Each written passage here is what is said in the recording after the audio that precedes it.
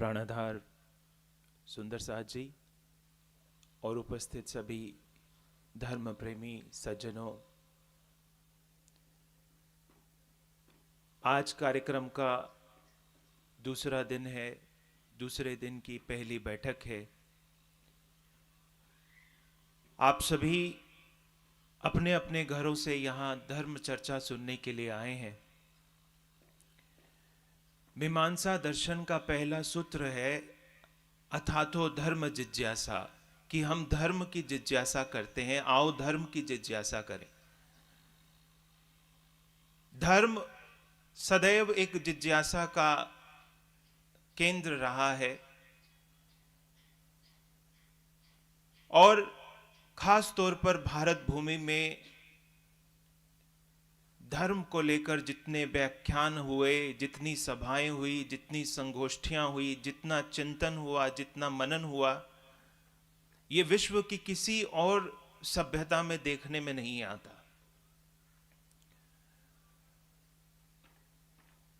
गौतम बुद्ध के साथ 5000 लोग सदैव चलते थे। श्री जी के साथ 5000 लोग रहे। चैतन्य महाप्रभु जब शहरों और गांवों से निकलते थे तो सैकड़ों लोग उनके पीछे श्री कृष्ण नाम की धुन में नाचते फिरते थे। आज सैकड़ों की संख्या में आप यहां पर उपस्थित हो। मुझे लगता है कि यह केवल भारत में ही संभव है, जहां सैकड़ों लोग मिलकर धर्म जैसे गूढ़ विषय पर चिंतन कर सकें, मनन कर सकें, जिज्ञासा प्रकट कर सकें।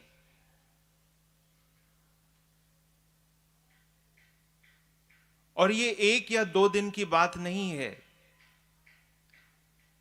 भारत की धरती पर हजारों वर्षों से, वैदिक काल से एक लंबा अनवरत इतिहास रहा है।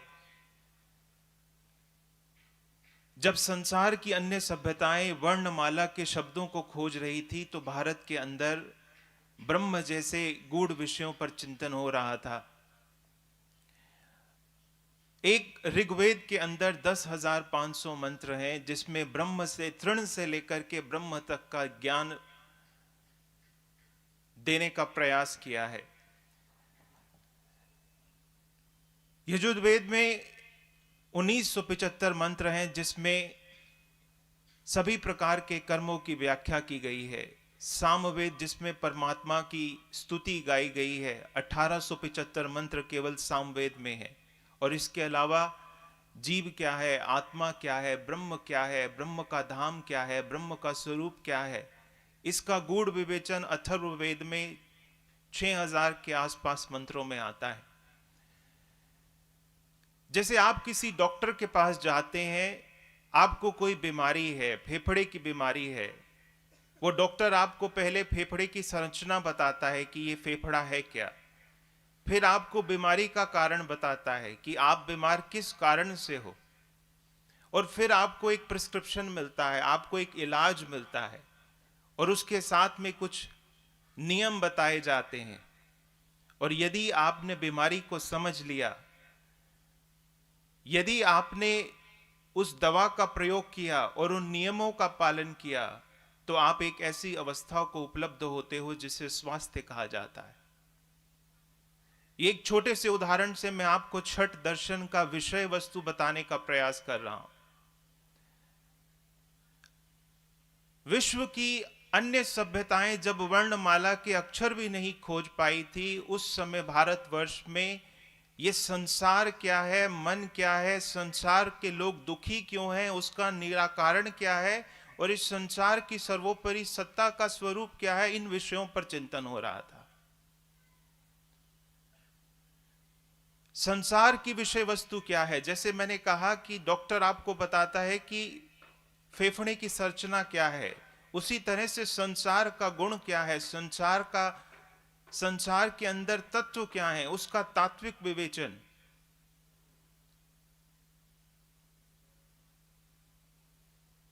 ऋषि कणाद ने वैशेषिक दर्शन के अंदर संसार को देने का प्रयास किया। हम दुखी क्यों हैं? कुत्रोपि कोपि न सुखीति, संसार में कोई भी कहीं भी सुखी नहीं है।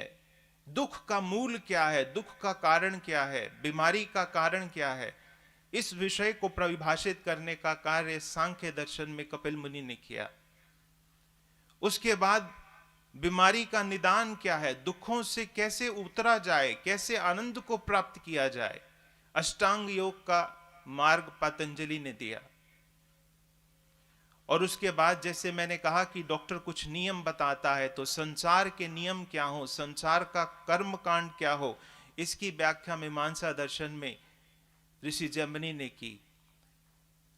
और जब कोई अविवेक के कारण को ढूंढ ले,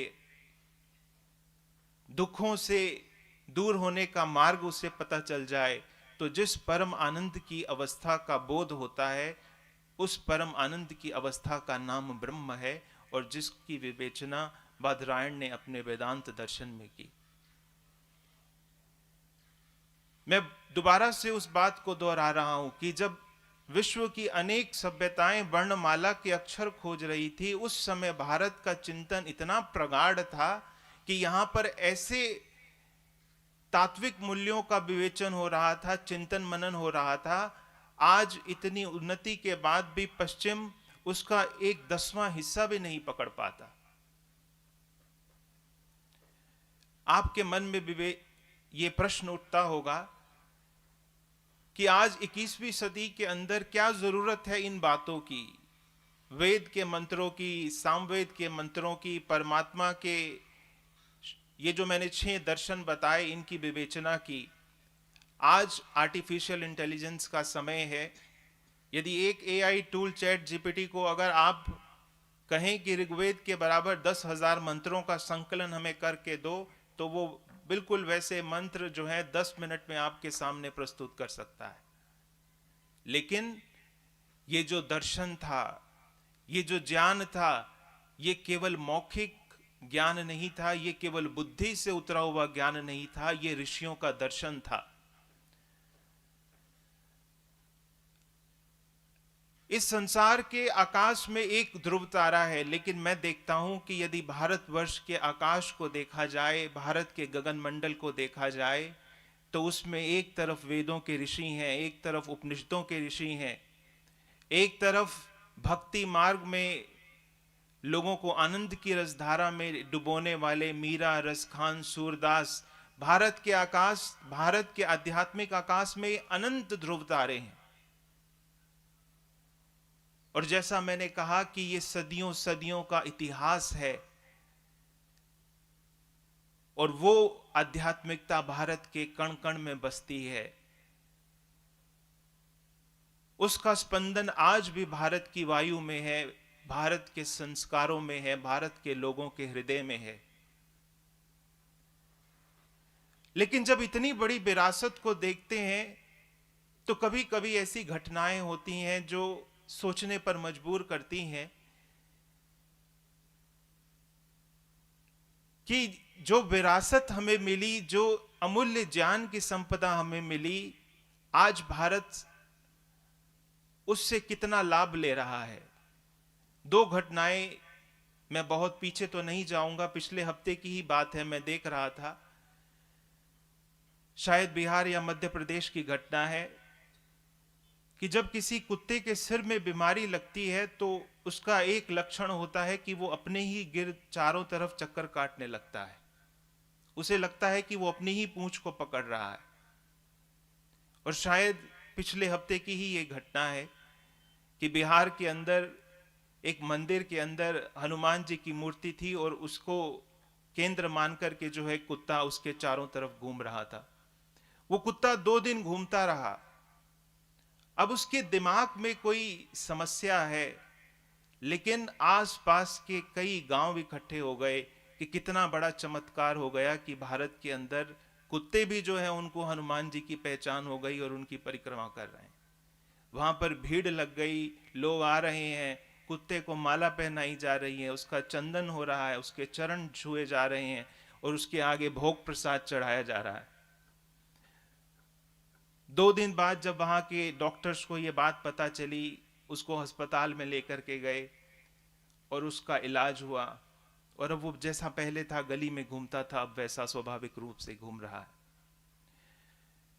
ऐसी घटनाएं जब होती हैं तो मेरे मन में विचार आता है कि ऋषि कणाद की आत्मा कहीं भी होगी, ऋषि जैमिनी की आत्मा कहीं भी होगी, कपिल मुनि की आत्मा कहीं भी होगी, तो उनकी आंखों में आंसू होंगे कि इतनी बड़ी दर्शन की विरासत हमने भारतवासियों को दी, ऐसा चिंतन मनन करना हमने इस सभ्यता को सिखाया, और एक समय भारत ने अध्यात्म के जिन शिखरों को छुआ, आज ऐसा लगता है कि एक बहुत बड़ी संख्या फिर से अज्ञानता, अंधविश्वास की गहरी संकीर्ण घाटियों में लौटती जा रही है।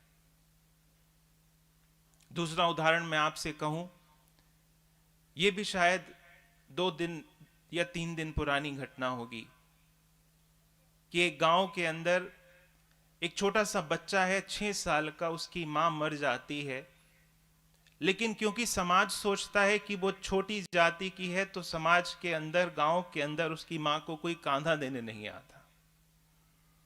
अब वो छोटा सा बच्चा प्रयास कर रहा है कि कैसे इसको मैं शमशान में लेकर के जाऊं। इस घटना से भी हृदय बहुत द्रवित होता है। जिस देश के अंदर अहम ब्रह्मास्मि तत्त्वमसि अयमात्मा ब्रह्म सर्वम खलु इदम ब्रह्म जैसे वेदों के महावाक्यों का उद्घोष हुआ हो, और यह कोई सामान्य बात नहीं थी। अन्य सभ्यताओं में भी लोगों ने प्रयास किया, जैसे आपने सुना जीसस ने कहा कि I am the son of God, मैं उस परमात्मा का बेटा हूं। यहूदियों को यह बात पसंद नहीं आई, उन्होंने जीसस को सूली चढ़ा दिया। मंसूर ने कहा अनहलक कि मैं खुदा हूं। कते पक्ष की विचार को मानने वालों को यह बात पसंद नहीं आई, उन्होंने उसे सूली चढ़ा दिया। लेकिन भारत के अंदर अनेक ऐसे ऋषि हुए, उपनिषदों में अनेक ऐसे वाक्य आते हैं जहां डिम डिम घोष के साथ ऋषि कहते हैं अहम ब्रह्मास्मि तत्त्वमसि, तू भी ब्रह्म है, मैं भी ब्रह्म हूं, ये सारा संसार ब्रह्म है। तो जिस देश के अंदर कभी अहम ब्रह्मास्मि जैसे नारे लगे हों, उस देश के अंदर यदि जातिवाद का कोड अगर घुस गया, तो ये भी विचार करने वाली बात है कि जिन महान ऋषियों ने इतने ऊंचे विचार दिए हों कि आत्मिक रूप से यहां कोई भेद नहीं, वेद की वाणी स्पष्ट कहती है कि वयम अमृतस्य पुत्रः, कि मैं नहीं तू नहीं, वयम, वयम का मतलब होता है हम सभी, अमृतस्य पुत्रः, हम सभी उस अमृत की संतान है। लेकिन जहां इतने ऊंचे वचन कहे गए, यदि वहां जातिवाद के नाम पर किसी को शोषित, किसी को दलित और किसी के साथ ऐसा धर्म के नाम पर अनाचार हो, तो वास्तव में उन ऋषियों की आंखों में आज आंसू होंगे कि कितने महान सिद्धांत हमने इनको दिए और ये कहां पहुंच गए। मैं इन बातों पर विचार करता हूं तो मेरे मन में बार बार एक प्रश्न उठता है कि क्या भारत के लोगों ने विचार करना बंद कर दिया है? क्या हमने सोचने और समझने की क्षमता को पूरी तरह से खो दिया है?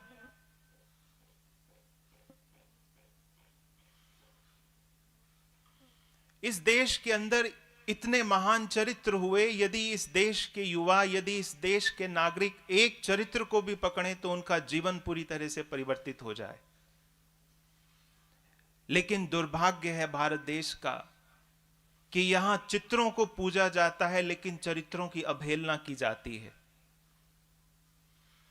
यहां चित्रों के मंदिर बनाए जाते हैं लेकिन जीवंत चरित्र को हृदय रूपी मंदिर में बिठाने का कोई साहस नहीं करता। पिछले 10 साल में भारत देश में मर्यादा पुरुषोत्तम श्री राम की लहर है। आप देखते होंगे हर जगह जय श्री राम के नारे लग रहे हैं। लेकिन मुझे ऐसा लगता है कि राम एक ऐसा चरित्र है, यदि उस चरित्र को इस भारत देश ने अपने जीवन में उतारा होता, भारत के परिवारों ने आत्मसात किया होता, आज भारत की रूपरेखा कुछ और होती। गीता में योगेश्वर श्री कृष्ण से अर्जुन कहते हैं कि आप जिस स्थित प्रज्ञ व्यक्ति की बात करते हो, उस स्थित प्रज्ञ व्यक्ति के लक्षण क्या है? योगेश्वर श्री कृष्ण कहते हैं कि प्रजहाति यथा कामान सर्वान पार्थ मनोगतान आत्मनेव आत्मनः तुष्टः स्थित प्रज्ञोस्त तदोच्यते। जिसकी सारी कामनाएं तिरोहित हो गई, आत्मनेव आत्मनः तुष्टः, जो अपने आत्म स्वरूप में प्रतिष्ठित हो गया, स्थित प्रज्ञोस्त तदोच्यते। यथा चायम कायम कूर्मो सर्वांगनीव सर्वशः इंद्रियाणि इंद्रस्थिभ्यः तस्य प्रज्ञा प्रतिष्ठितः। जो सुख में, दुख में, हानि में, लाभ में, जय में, पराजय में, यश में, अपयश में एक अडोल रहता है, वह व्यक्ति स्थित प्रज्ञ है। रामायण को आपने कितनी बार सुना होगा, कितनी बार आपने टीवी पर देखा होगा। मर्यादा पुरुषोत्तम श्री राम के चरित्र को आप भली भांति जानते हैं। राम राजा भी हैं, वनवासी भी हैं, महल में भी हैं, जंगल में भी हैं, सिंहासन पर भी हैं और वन में पैदल भी चलते हैं। लेकिन जीवन की हर अवस्था के अंदर धर्म का पहला लक्षण है धृति, धैर्य। धैर्य सदैव उनके साथ रहता है। स्थित प्रज्ञता क्या होती है, उसकी जीवंत मूर्ति यदि भारत के दर्शन में, भारत के इतिहास में यदि कोई महान व्यक्तित्व है तो वो मर्यादा पुरुषोत्तम श्री राम है। लेकिन जैसा मैं कह रहा था कि हमारे साथ यही होता है कि हम चित्रों की पूजा करते हैं लेकिन चरित्रों को भूल जाते हैं। एक भाई और भाई का प्रेम कैसा हो, ये राम और भरत ने इस भारत देश को सिखाया।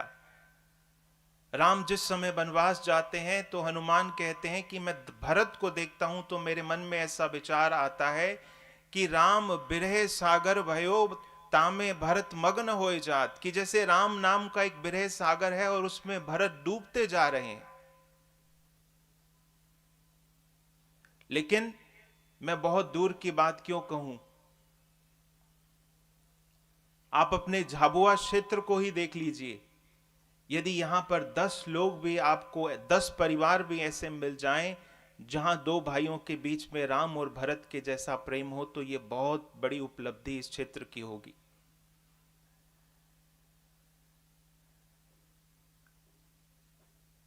हम केवल चित्रों को पूजते हैं, चरित्रों से प्रेरणा नहीं लेते। और यही सबसे बड़ा कारण है कि इतनी बड़ी आध्यात्मिक संपदा होने के बावजूद भारत का आध्यात्मिक विकास जिस गति से होना चाहिए वह हो नहीं पाया। और परिणाम तो क्या हुआ कि मुगलों की और अंग्रेजों की गुलामी के बाद दिनों दिन भारत का आध्यात्मिक स्तर क्षीण होता गया और एक अध्यात्म की जिन महान ऊंचाइयों को हमने छुआ था, आज फिर से वो जीर्ण शीर्ण अवस्था में पहुंच गई हैं। मैं आज इस मंच से आपको यही कहना चाहूंगा कि हम फिर से विचार करने की आदत डालें, हम फिर से अपने भीतर बोध पैदा करें। भारत के पास ऐसे अनेक संत हैं, ऐसे अनेक आदर्श हैं, यदि एक को भी जीवन में उतार लिया जाए तो जीवन में पूरी तरह से क्रांति हो सकती है। योगेश्वर श्री कृष्ण जिस समय अर्जुन को गीता का उपदेश देते हैं,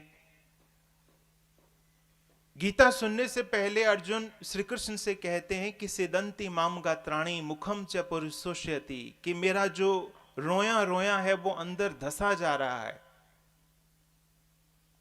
मुखम च परिशुष्यति, और मेरा मुंह सूख रहा है, ऐसा मुझ पर मोह छाया है। और ये 800 श्लोकों की जब गीता समाप्त होती है, उस समय अर्जुन का कथन था कि नष्टो मोह स्मृति लब्धवा गत संदेह। आपने ये जो ज्ञान दिया मेरा संदेह दूर हुआ, गत संदेह नष्ट मोह, मेरा मोह समाप्त हुआ, स्मृति लब्धवा, और मुझे मेरी पहचान मिल गई, मुझे मेरे आत्मिक स्वरूप की पहचान हुई। और करी से वचनम त्व, और जैसा आपने कहा अब मैं वैसा ही करूंगा। लेकिन इन 5000 वर्षों में इस देश में जितने गीता के पाठ हुए, गली गली, शहर शहर,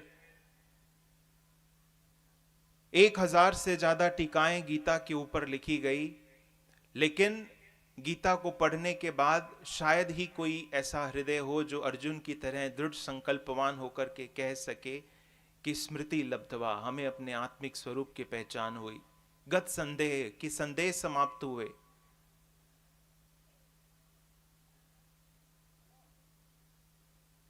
हमने विचार करने की आदत छोड़ दी। जैसे एक मस्तिष्क का रोग होता है जिसमें व्यक्ति चीजों को जान सकता है, चीजों को पहचान सकता है, चीजों को कंठस्थ कर सकता है, लेकिन उसका व्यवहार कैसा होना चाहिए यह क्षमता वो खो देता है। उसे पता है कि गर्म तवे को हाथ लगाया जाएगा तो हाथ जलेगा।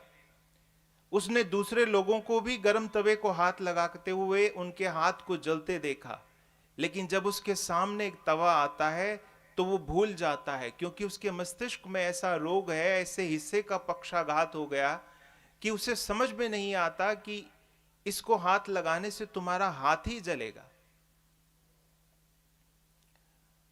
मुझे ऐसा लगता है कि भारत के धार्मिक मस्तिष्क के एक बहुत बड़े हिस्से के साथ यही पक्षाघात पिछले कुछ वर्षों में हुआ है।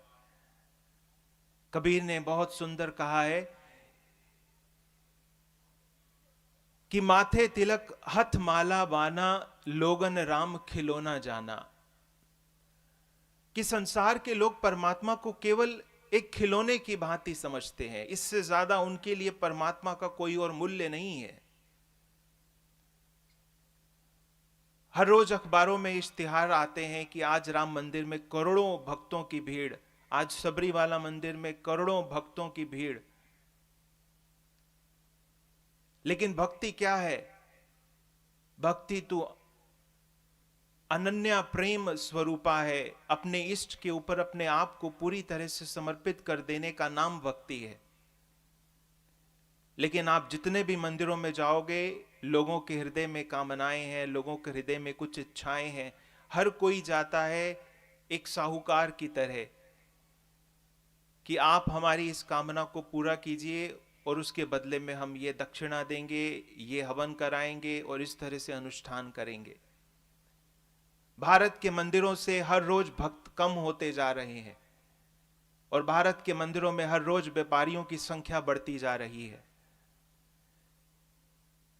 जहां धार्मिक चिंतन होता है, धार्मिक विवेचन होता है, वहां पर आपको जिज्ञासु साधकों की संख्या ना के बराबर मिलेगी। और जहां आध्यात्मिक मनोरंजन किया जाता है, वहां आपको हजारों लोगों की भीड़ मिलेगी।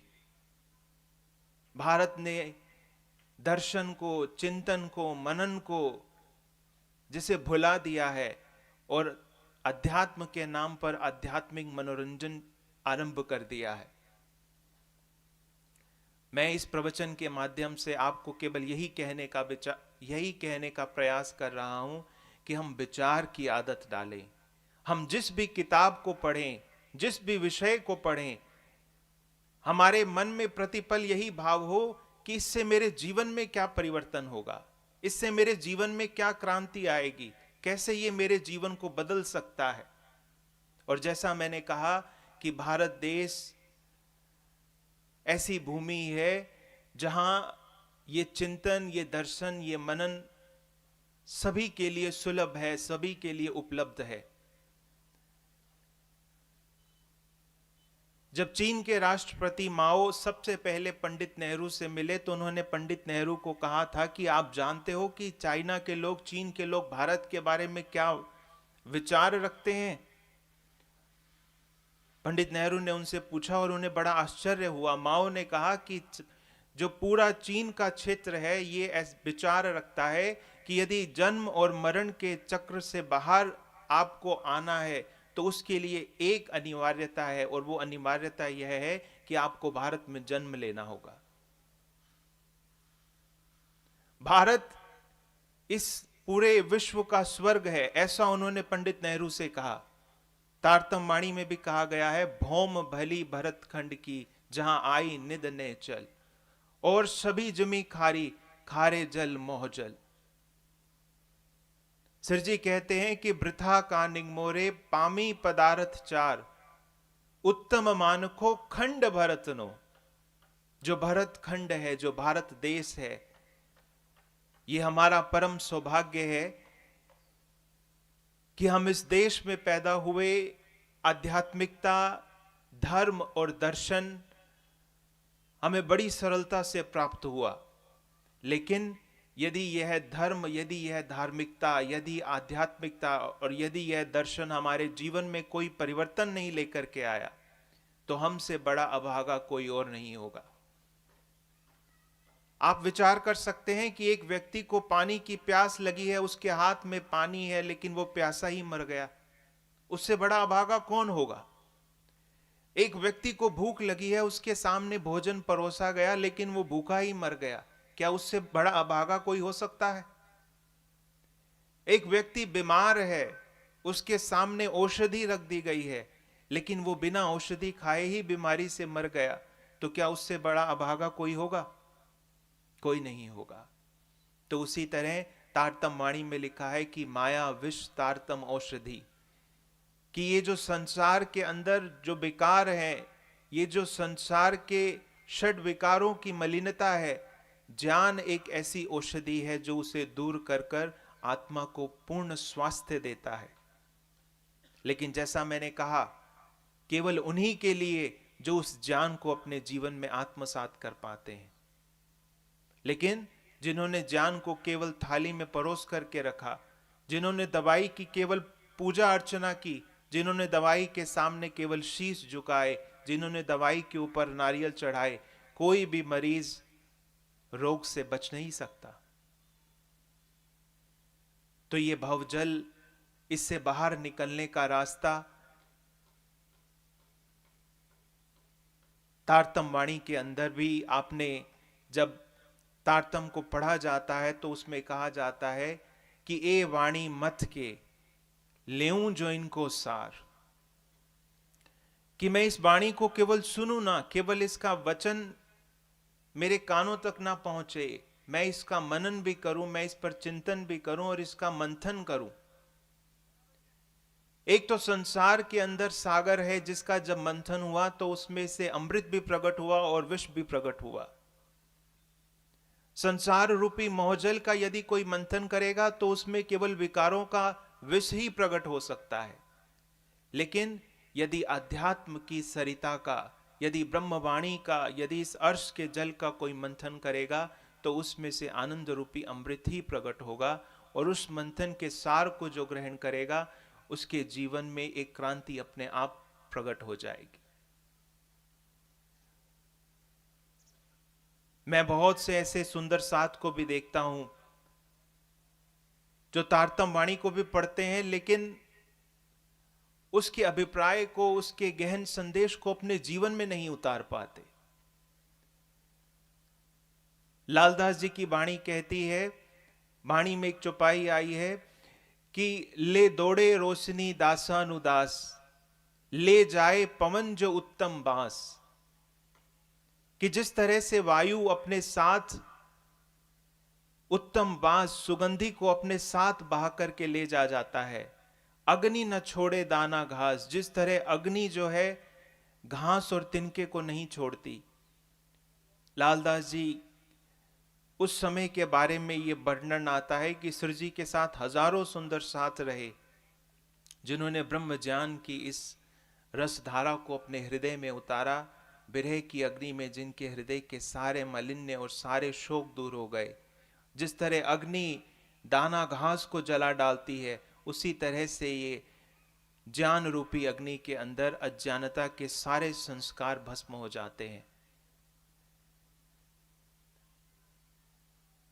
तो हम सभी यहां उपस्थित हैं, एक दिन का कार्यक्रम समाप्त हुआ, अभी 1.5 दिन का कार्यक्रम और है। अनेक विषयों पर चर्चा होगी कि परमात्मा क्या है, परमात्मा का स्वरूप क्या है, परमात्मा का धाम क्या है, परमात्मा की लीला क्या है, ये संसार क्यों बना है, हम इस संसार में क्यों आए हैं, क्या हमारा परिचय है। श्वेताश्वर उपनिषद शुरू होता है, उसका पहला श्लोक है किम कारणम ब्रह्म कुतः समजाता केन जीवाम कवच संप्रतिष्ठा।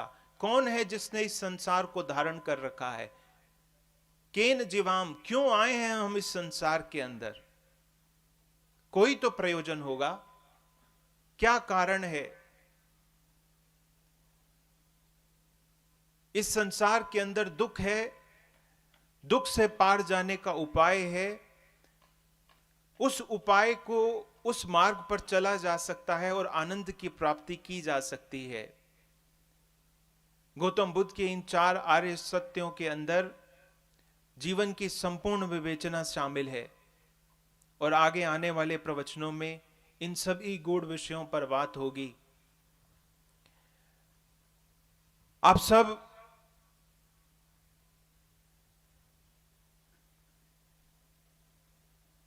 आप सबके हृदय में जो आध्यात्मिकता है वो आपको यहां तक खींच करके लाई है।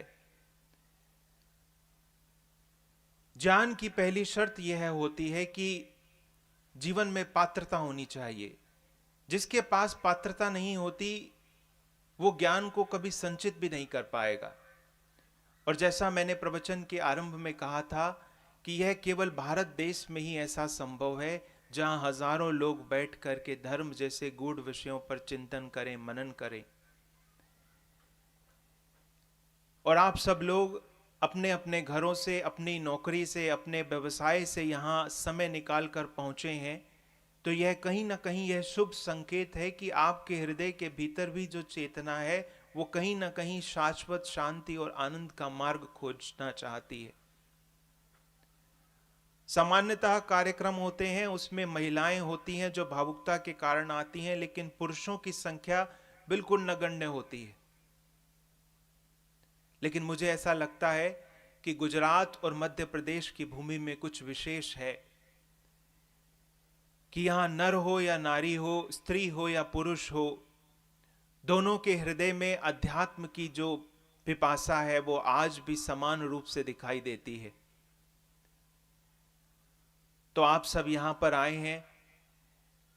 आज अपने पहले प्रवचन में मैं केवल इतनी ही बात आपसे कहना चाहता हूं कि हमारे पास बहुत है, हमारे पास ज्ञान का भंडार है, हमारे पास अनेक महान आदर्श हैं, हमारे पास एक बहुत बड़ी आध्यात्मिक संपदा है।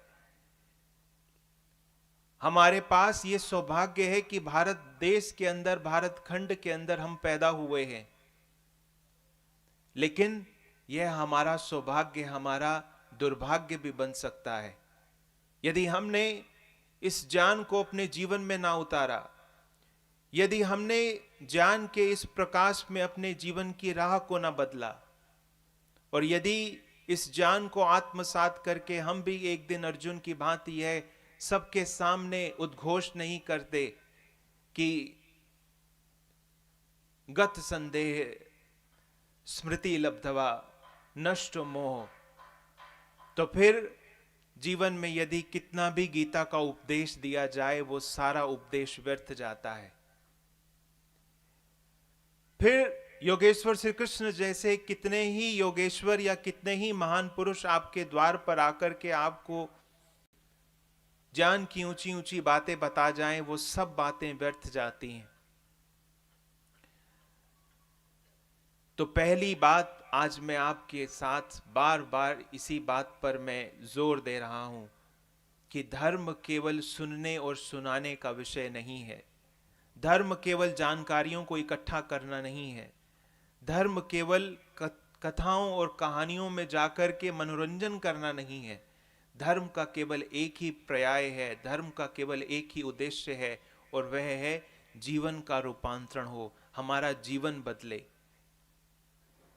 हम इस संसार में आए हैं, हम दुखी हैं संसार के अंदर, हम संसार के अंदर संसार के विलास, संसार की इच्छाओं, संसार की वासनाओं और तृष्णाओं से प्रतिपल जूझ रहे हैं। लेकिन धर्म ये संदेश देता है, ओ मेरी वासना तुम चलो अगम के पार, अगम पार अपार पार तहां है तेरो करार। कि इस संसार से परे एक लोक ऐसा भी है, इस संसार की अवस्था से परे एक ऐसी अवस्था भी है जहां परमानंद की उपलब्धि है, जहां परम शांति का अनुभव है। धर्म कहता है कि चलो उस दिशा की ओर।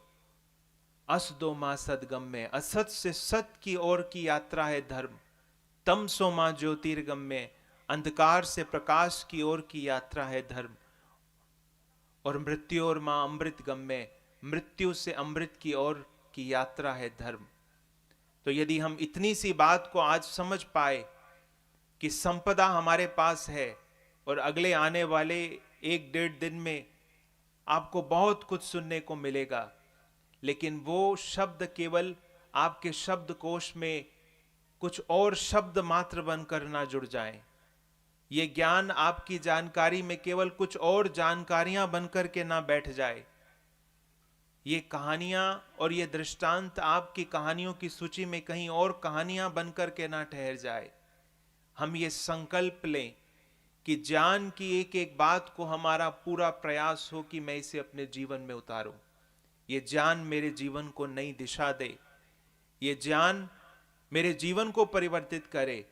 और जिस तरह से एक समय यहां वेद के ऋषियों ने कहा कि धर्म वो मार्ग है जो तुम्हें अंधकार से प्रकाश की ओर लेकर के जाए, मैं अब उस अंधकार से प्रकाश की ओर यात्रा पर निकलूं। मैं अब उस अमृत की तरफ कदम बढ़ाऊं। मैं अब उस परमात्मा के स्वरूप को जानूं। मैं उस परमात्मा के मार्ग को जानने का प्रयास करूं। और यदि हम इस भाव से ज्ञान को सुनेंगे, उस पर चिंतन मनन करेंगे, तो मुझे लगता है कि अवश्य हमारे हृदय में भी एक द्वार खुलेगा और ऐसा मार्ग प्रशस्त होगा जिस पर चलकर हम उस जीवन के परम लक्ष्य को प्राप्त कर सकते हैं। स्वामी जी आप सबके बीच में हैं, स्वामी जी का प्रवचन आपके समक्ष है, तो मैं ज्यादा समय नहीं लूंगा, अपनी बात को यहीं विराम दूंगा। पुनः इसी बात के साथ कि धर्म केवल हमारे मनोरंजन के लिए नहीं, धर्म केवल जानकारियों को एकत्रित करने के लिए नहीं, धर्म केवल सभाओं में बैठकर विवेचन करने के लिए नहीं, धर्म है जीवन को बदलने के लिए। हम गौरवान्वित हों कि भारत जैसे देश में हमें जन्म मिला। हम गौरवान्वित हों कि हमें एक ऐसी संस्कृति मिली जिसने हमें मृत्यु से परे अमृत की राह दिखाई, जिसने असत से परे सत्य की बात की और जिसने अंधकार से परे प्रकाश का रास्ता दिखाने का उद्घोष किया। यह हमारा परम सौभाग्य है। और यदि हम इन बातों पर, अध्यात्म के इन सिद्धांतों पर कदम बढ़ाने में सफल हुए, तो निश्चित तौर पर हमारे जीवन में भी आनंद आएगा और हमारे जीवन में भी परमात्मा का पदार्पण होगा। तो इसी मंगल भावना के साथ मैं अपनी वाणी को विराम दूंगा कि परमात्मा परब्रह्म हम सबके हृदय में बल दे, हम सबके भीतर साहस पैदा करे कि हम धर्म की इन बातों को अपने जीवन में उतार पाएं, इन मार्ग पर चल पाएं। एक ऐसा मार्ग जो अंधकार से प्रकाश की ओर जाता है, जो अमृत की तरफ जाता है, जो परम शांति की ओर जाता है, जो परम धाम की तरफ जाता है, और जो ऐसे परमात्मा को प्राप्त कराता है जो शब्दों से परे शब्दातीत है, अक्षर से परे अक्षरातीत है, आनंद जिसका स्वभाव है, प्रेम जिसका परिचय है और सत्य जिसका स्वरूप है। इन्हीं वचनों के साथ मैं अपनी वाणी को विराम दूंगा।